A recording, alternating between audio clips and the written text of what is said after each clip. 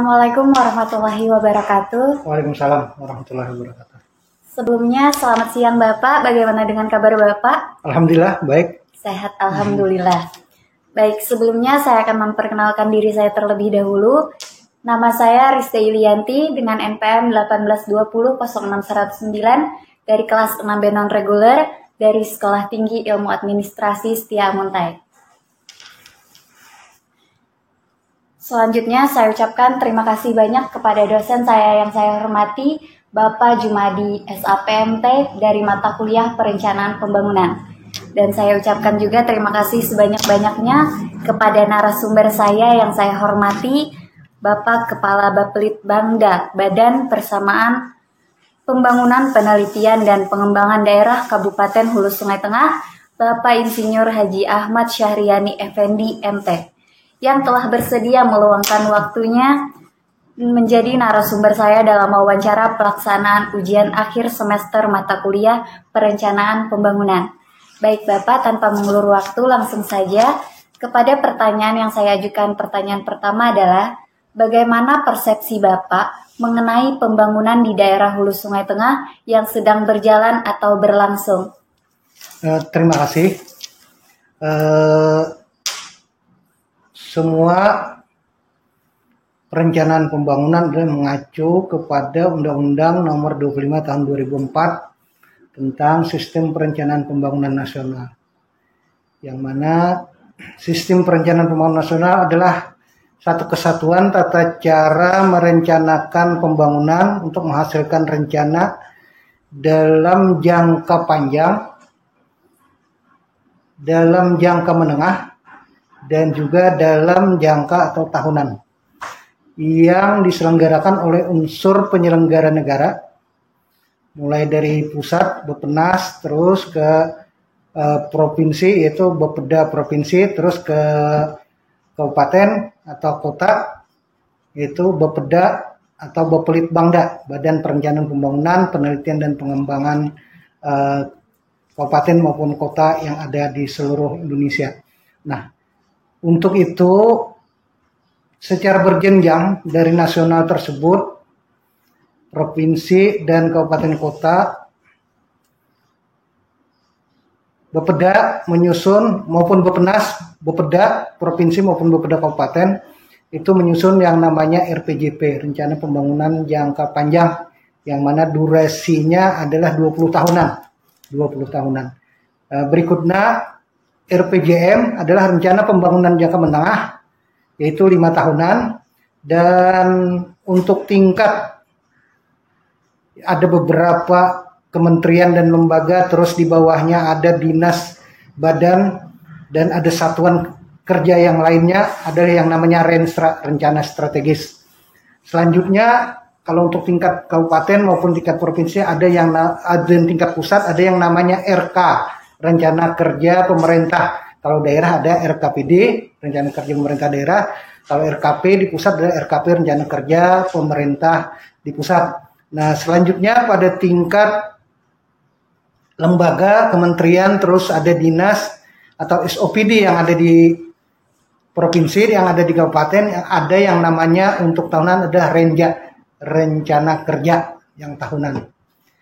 Selanjutnya, dari posisi-posisi inilah kita merencanakan sesuatu, mulai dari tingkat desa, ada yang namanya musrenbang tingkat desa, ataupun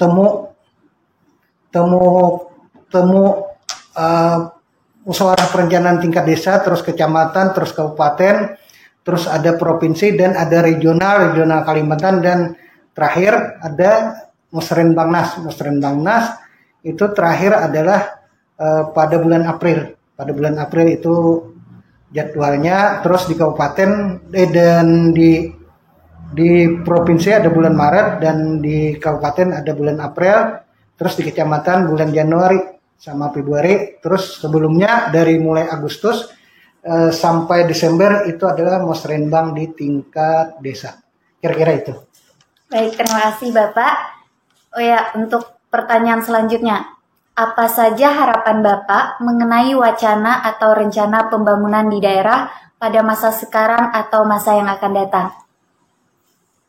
baik harapan atau keinginan atau kehendak karena pembangunan yang mengacu kepada RPJP, rencana pembangunan jangka panjang dengan etape waktu atau durasi waktunya 20 tahunan, maka kita tuntaskan dulu 20 tahunan ini seperti sekarang merupakan periode yang keempat dari RPJP tersebut, baik RPJP nasional maupun RPJP yang ada di Kabupaten Hulu Sungai Tengah. Nah, setelah itu baru kita evaluasi kembali. Selain hal tersebut, proses ini perlu betul-betul dengan pendekatan melalui proses, yaitu proses politik, nah, atau penjabaran visi misi mulai dari presiden, gubernur, bupati, wali kota yang terpilih. Nah, ini adalah proses politik. Yang kedua adalah proses teknokratik, yang mana kerangka berpikir ilmiah ini khususnya penyelenggara untuk kegiatan pembangunan yaitu di Bapeda baik kabupaten maupun provinsi, itu adalah proses teknokratik yang selama ini kita laksanakan. Yang ketiga, proses partisipatif ya dalam bentuk musrenbang, musyawarah perencanaan pembangunan.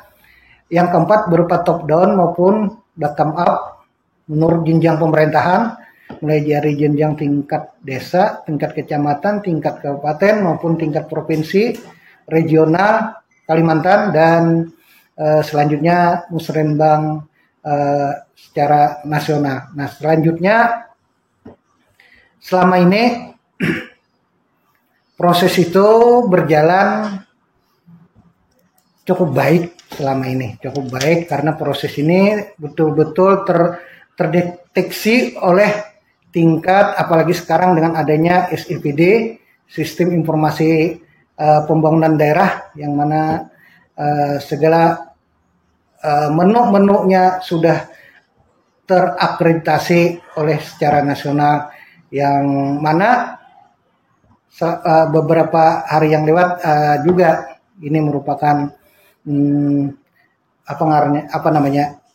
kita telah melaksanakan atau mendapatkan kunjungan dari baik DPRD dari Kabupaten Barito Selatan maupun kemarin dari Kabupaten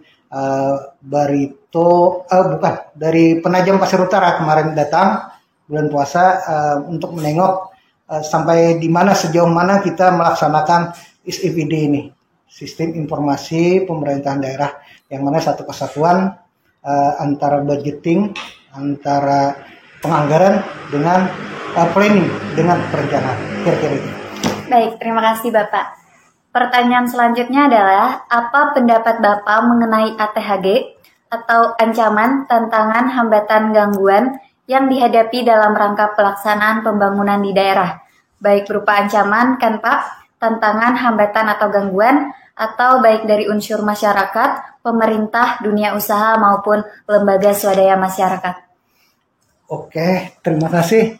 ATHG memang selalu menjadi kendala, selalu menjadi tantangan bagi kita sebagai fungsi penyelenggara perencanaan ini. Lebih khusus lagi apalagi yang mau memaksakan kehendak apalagi adanya iming-iming proyek yang berikutnya, tentunya iming-imingnya kepada mereka yang memerlukan itu. Nah, apalagi adanya reses DPRD, yang biasanya reses DPRD ini agak terlambat dari proses kita menyusun perencanaan ini, sehingga mereka memaksakan di tengah kita mengajukan kebijakan umum anggaran ke DPRD. Nah, di sanalah mereka memasukkan khususnya dari DPRD. Nah, namun demikian dengan adanya SIPD ini, Sistem Informasi Perencanaan Pembangunan Daerah, Sistem Informasi Pembangunan Daerah ini, di sana ada menu pokir. Jadi jadwal pokir itu sebenarnya harus 1 tahun duluan mereka menghimpun dari konstituen mereka di desa-desa. Nah, itu mereka masukkan ke aplikasi pokir ini. Namun demikian beberapa anggota dewan kita yang belum menguasai lah teknologi, apalagi teknologi Android ini, karena sudah melihat Android juga sudah bisa untuk masukkan pokeren. Nah itulah yang menjadi kendala-kendala kita, sehingga kita ada nego, oh ini apa bisa kita laksanakan apa enggak. Nah kalau kendala dari selain daripada LSM kan melihatnya kepada proyek. Nah, kepada proyek ini, kegiatan ini itu sudah berada mereka pada SKPD atau dinas masing-masing. Nah, itu kalau kita di proses perencanaan ini, kita kebanyakan itu adalah dari anggota dewan. Nah, sedangkan dari masyarakat, khususnya waktu kita musrenbang, mereka kadang-kadang bertanya, ini sudah beberapa tahun mereka usulkan, namun tidak kelar-kelar, tidak keluar-keluar program dan kegiatan ini.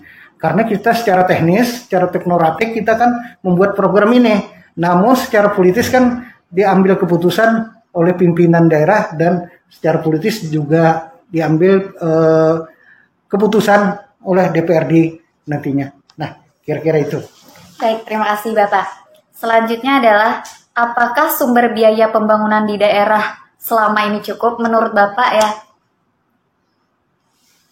Oke, biasanya yang kita temui, semua orang punya banyak keinginan. Nah, bukan apa yang diperlukan, bukan apa yang dibutuhkan. Nah, sehingga skala prioritas. Kalau kita menyusun perencanaan, kita maksudkan skala prioritas. Kita skalakan mana yang lebih parah. Ada beberapa panduan-panduan sebelumnya yang harus kita usahakan, dan dari kecamatan, dari musrenbang kecamatan pun kita pilah-pilah. Nah, di sana kita bantu Pak Camat pun memilah-milah. Mereka pada umumnya ada satu penanggulangan bencana nasional. Nah, dari BPN ini memang agak lambat sedikit. Kenapa? Karena menu yang ada di Badan Penanggulangan Bencana Nasional ini adalah rumah rusak berat, rumah rusak ringan, dan rumah rusak berat, rusak sedang, dan rusak ringan. Namun demikian, apa yang terjadi di kita Kabupaten Hulu Sungai ini, ada sekitar 118 buah rumah yang rumahnya tidak ada, tanahnya tidak ada karena hanyut oleh banjir. Nah, itu yang tidak ada menunya, yang agak menyusahkan. Karena itu kedepannya perlu kita secara rembuk, secara nasional pula untuk memenuhi menu-menu ini. Nah, apalagi secara nasional kita pertumbuhan ekonomi kita ada minus. Jadi susah sekarang ini, agak susah. Nah, untuk menanggulangi ini ada beberapa kegiatan yang prioritasnya bukan utama, kita tunda dulu. Ada beberapa kegiatan yang misalnya rapat-rapat yang memerlukan banyak orang, kita tunda dulu. Dengan adanya rapat daring dan sebagainya kan itu lebih menghemat daripada kegiatan-kegiatan kita. Dan juga ada beberapa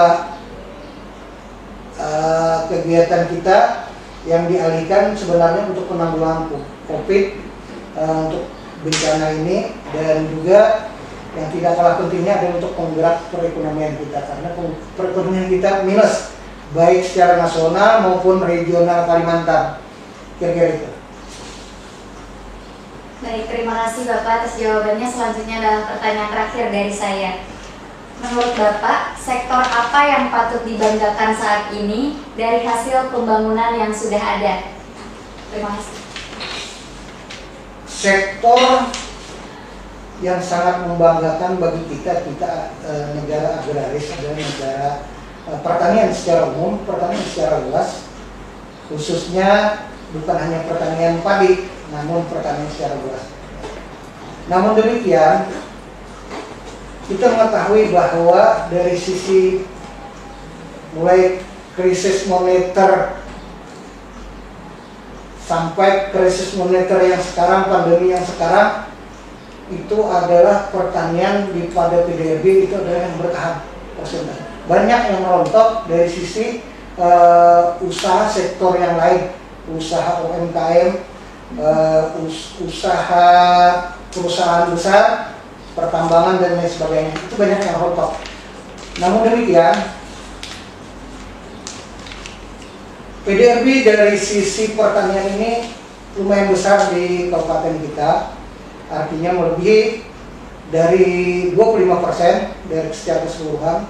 Nah, itu yang patut kita banggakan. Kita, apalagi Hulu Sungai Tengah dengan jargon kan no tambang dan no kebun sawit. Nah, sehingga perlindungan terhadap pertanian secara keseluruhan itu lebih menjanjikan dan lebih menjamin. Ditambah kita ini akan insya Allah dengan adanya ibu kota negara yang baru, kita merupakan pintu gerbang ibu kota negara baru. Nanti tentunya di sana banyak kita memerlukan usaha-usaha hasil pertanian, peternakan dan perikanan yang merupakan harapan-harapan yang tidak pernah punah dan tentunya diperlukan oleh masyarakat kita. Cukup sekian. Baik, terima kasih banyak Bapak atas jawaban yang telah diberikan, dan semoga harapan Bapak dan harapan kita semua terhadap wacana dan rencana pembangunan di daerah kita pada masa sekarang dan akan datang bisa terwujud. Amin. Amin. Ya Rabbal Alamin. Amin. Baik Bapak, salah dan hilaf saya mohon maaf, dan terima kasih. Wassalamualaikum warahmatullahi wabarakatuh.